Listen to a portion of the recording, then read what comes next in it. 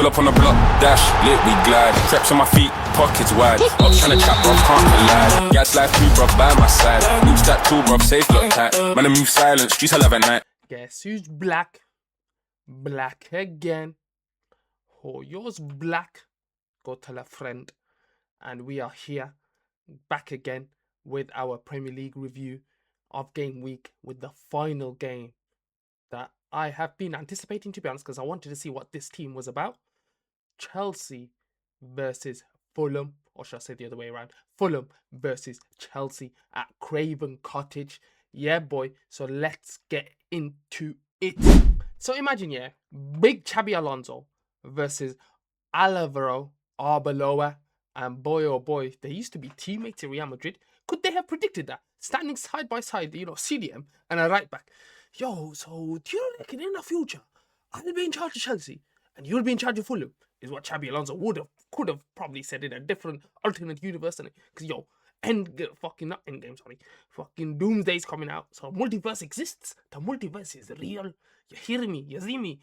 So then that could happen. And then Arbeloa was like, "Are you dumb? Do you see me managing a Fulham?"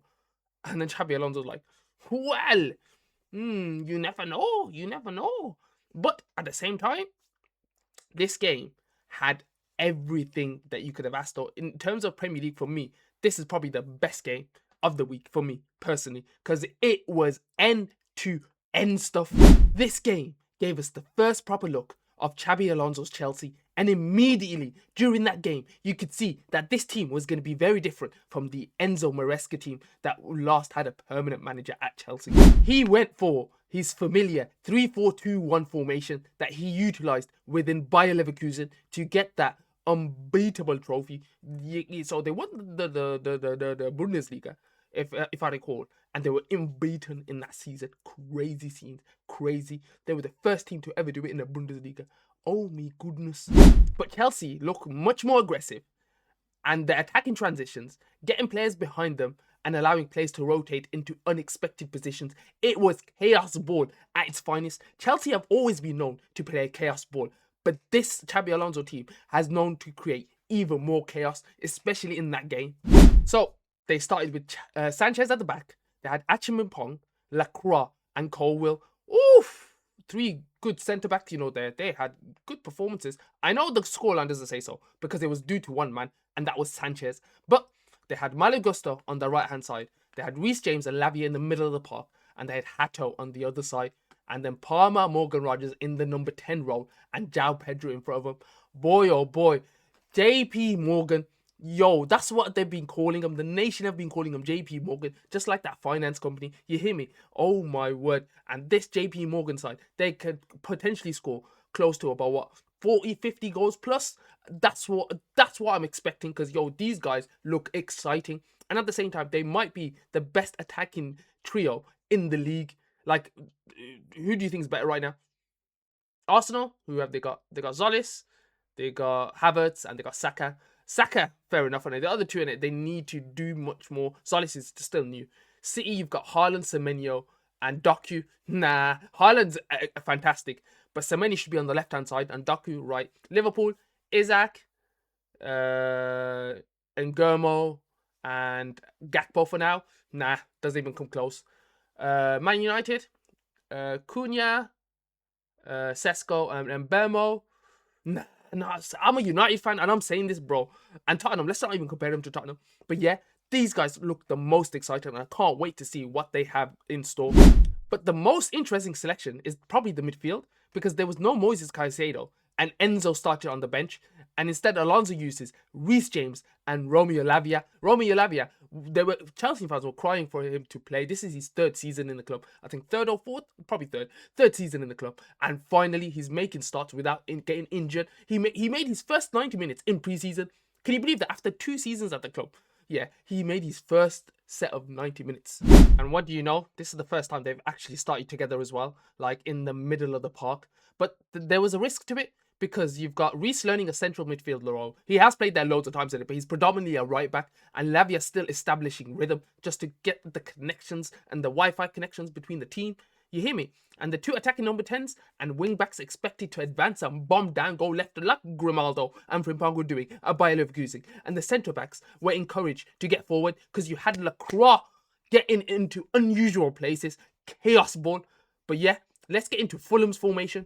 Fulham responded with a 4-2-3-1 formation with Leno at the back, Castagna, Bassi, and Cuenca, and Robinson at the back, Sander Berge with Palacios as the CDMs, and Oscar Bob, Joshua King, Alex Iwobi, and Gonzalo Garcia, his first Premier League appearance. Can you believe that? Josh King was particularly important though. What a game he had operating around that number 10 position. While Bob provided threat from the right, Garcia operated as the central striker, and then Iwobi comes inside, cuts back, goes inside, and then that allows Robinson to bomb it down that left-hand side.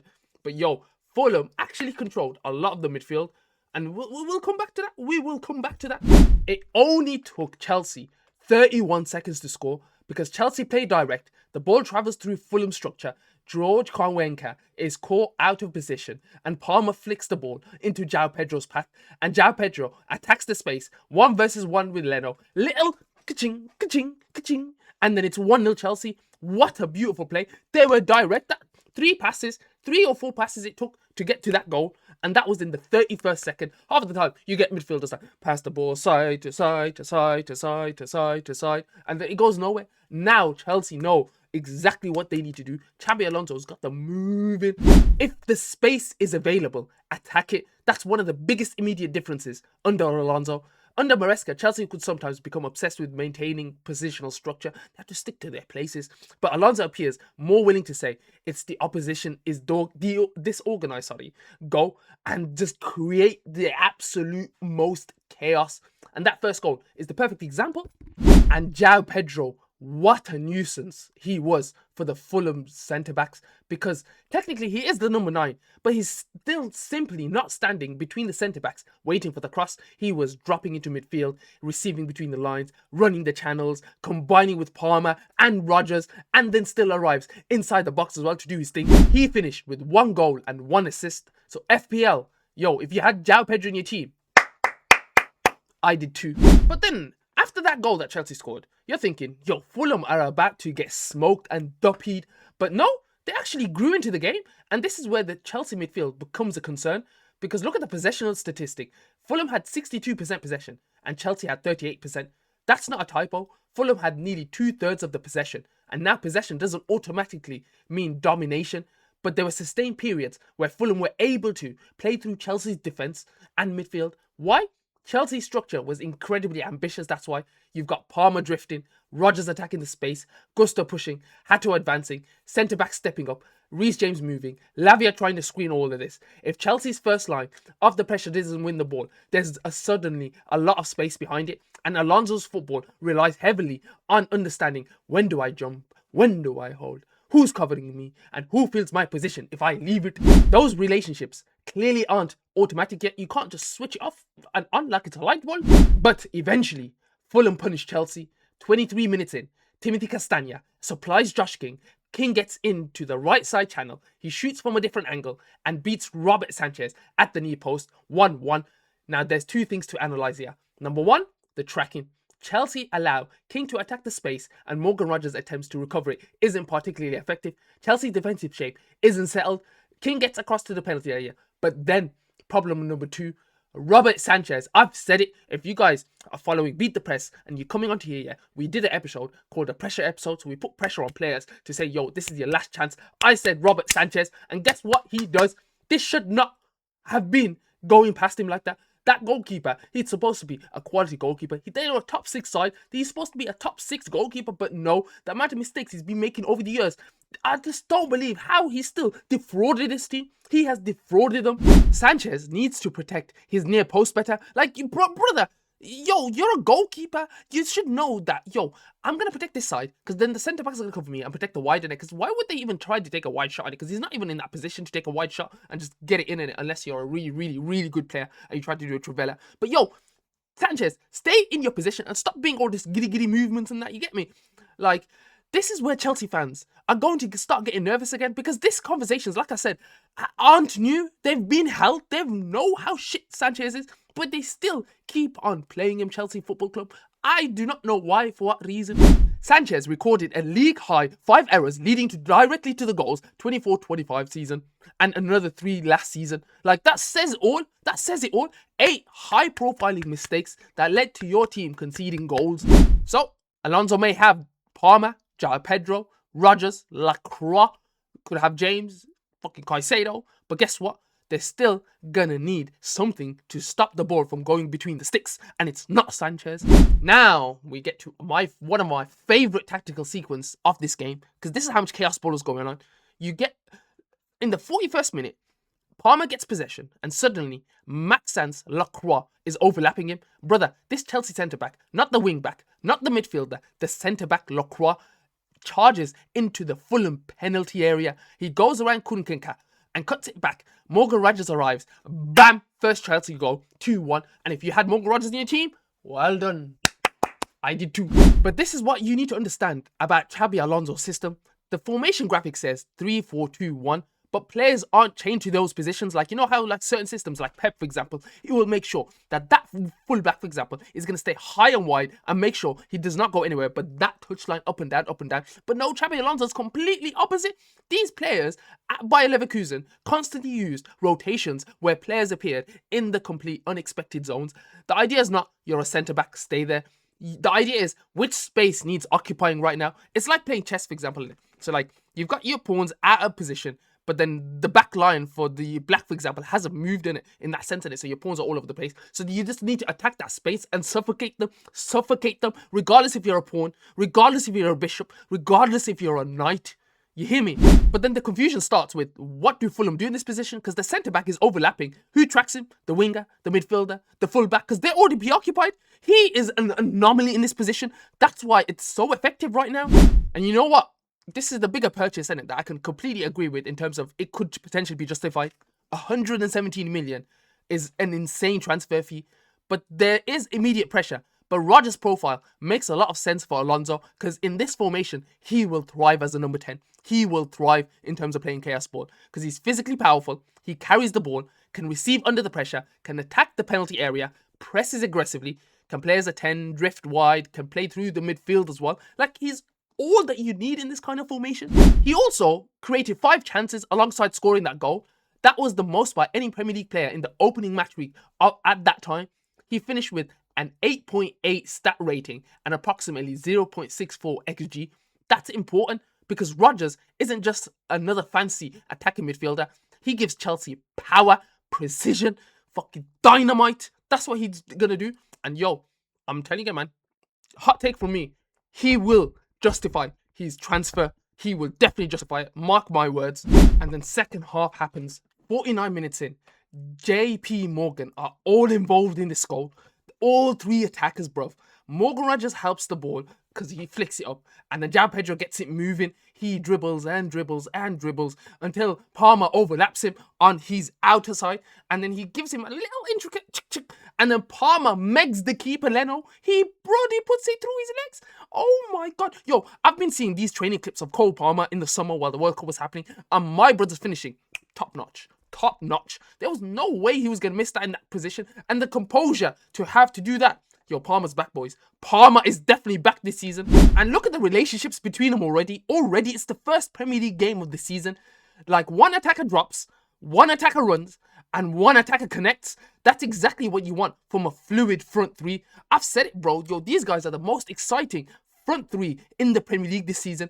And you don't want Palmer standing there permanently right. You don't want Rodgers on the left-hand side constantly. You don't want fucking Pedro, you get me, down the fucking middle. You get me? You want them interchanging, overlapping, you know, getting into the zone. That's the footballer's peak ability. Peak ability. If they get into the zone and then they look at each other, they don't even need to look. They just need to react. And it's game over for their teams. But then Chelsea almost throw it away.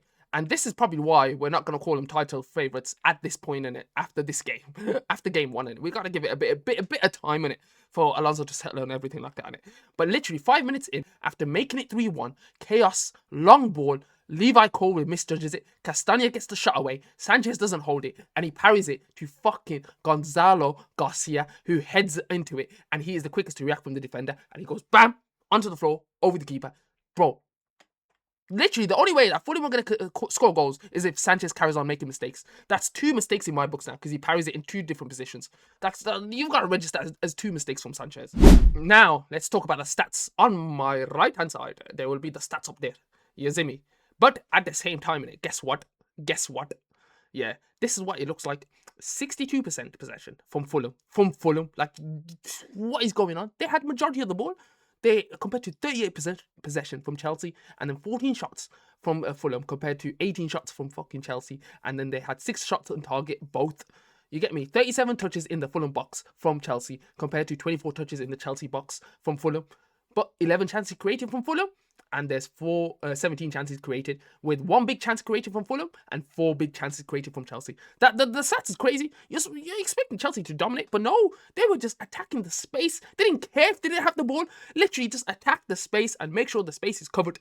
Like I said, it's different to Enzo Maresca's ball, but the only way I can summarize it in like very few little words is that under Maresca, control the ball so the opponent can't hurt you. That was his philosophy. Take control and hold the ball as much as you can, and then attack when there's open spaces there. But under Alonso, the early signs suggest that if there's space, hurt them immediately, get to there and exploit it. But there is a danger by playing this system. Transition football works in both ways. It's like a double-edged sword. If you're constantly rotating, sending defenders forward, attacking with numbers, breaking structure, and then you lose possession, who protects you? Because that's what Chelsea still haven't, solved. At the moment, I think it will be Moses Caicedo, because he wasn't there today, and he does provide that stability for them in the defensive half and that, and when he stays back a bit as well. And he's always like outside the box, if you know what I mean, in it, when he takes these long shots from outside there. So he's got the protection in that way, but he didn't play because Lavia and James, they struggled to completely control that whole central area. That Fulham were completely controlling, dominating that midfield. And then at 65 minutes, Alonso brings on Enzo Fernandez for Lavia, who got booed the hell out of life because, he wants to leave in it. And at the same time, City want to buy him in it. But I don't know, it could be 120, it could be 140, it could be 160. You never know. And then Pedro Neto comes on for... Let's have a look. Who does Pedro Neto come on for? Oh, let's go to the little fucking computer desk. Pedro Neto comes on for Gusto. You had Quenda coming on for Rogers. You had Chaveria coming on for Hato, the Italian Donny, I think. Yeah, Pep Chaveria. I think. No, he's Spanish. Sorry, he's Spanish. Yeah, the Spanish Donny, the 28-year-old guy they got from. I can't remember, to be honest, now, but we'll find out. Let's have a look. I'm on the PC and I forgot. Oh, Pep Chaveria.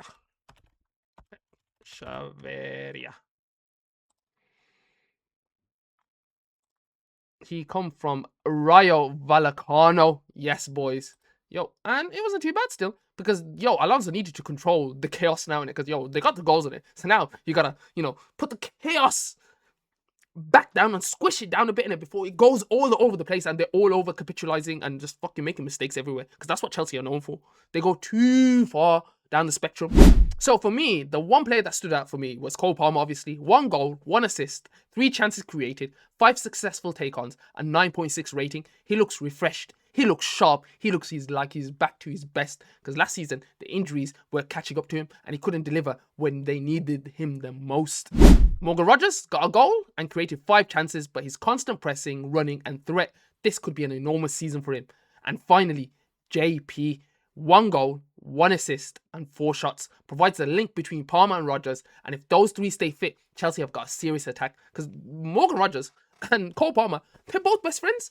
They're both cold best friends. That's what they are.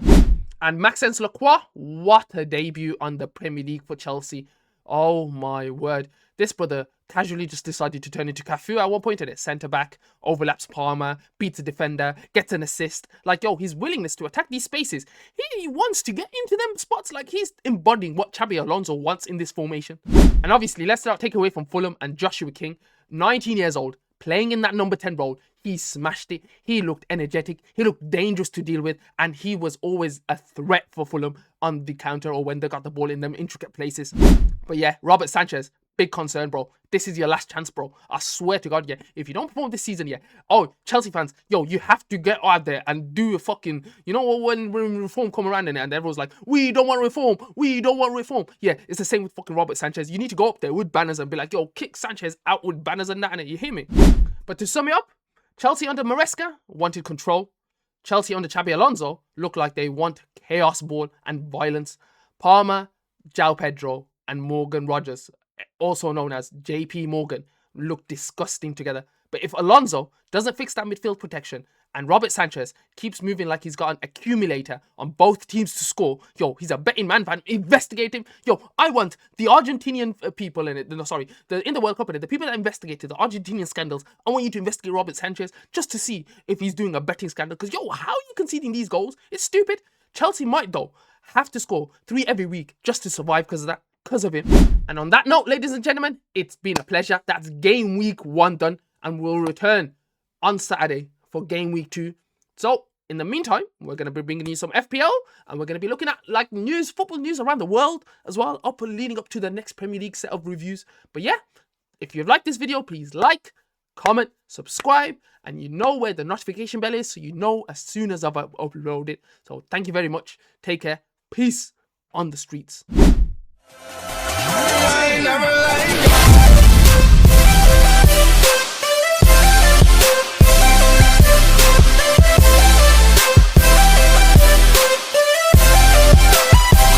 I'm like, hey, what's up?